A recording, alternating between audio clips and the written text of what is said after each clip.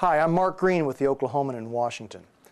There's a great scene in that Jimmy Stewart Christmas classic, It's a Wonderful Life, when Stewart, as George Bailey, reassures customers at the building and loan that there's no reason for panic, that everything's going to be okay.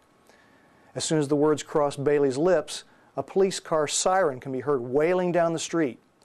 The frightened customers glance at each other and start demanding that Bailey close out their accounts. There was a little of that quality surrounding economic speeches this week by President Barack Obama and Federal Reserve Chairman Ben Bernanke. At Georgetown University, the president was reassuring and pointed hopefully toward administration efforts he said are starting to generate signs of economic progress. Same for Bernanke, speaking at Morehouse College in Atlanta. He said there were tentative signs that the sharp decline in economic activity may be slowing.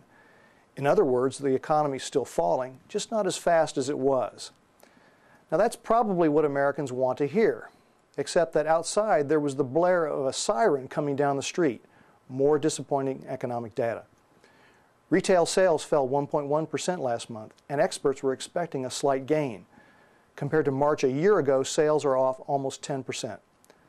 The stock market took the news hard, falling 138 points and putting a crimp in a recent upward climb.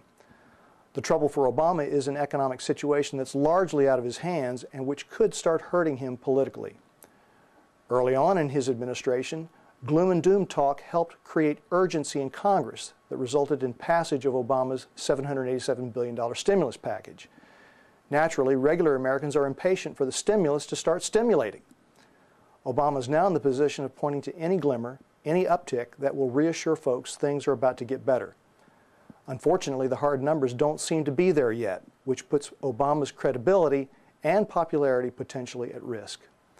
Mostly, Obama must wait and try to keep the people patient, and that's a tough job.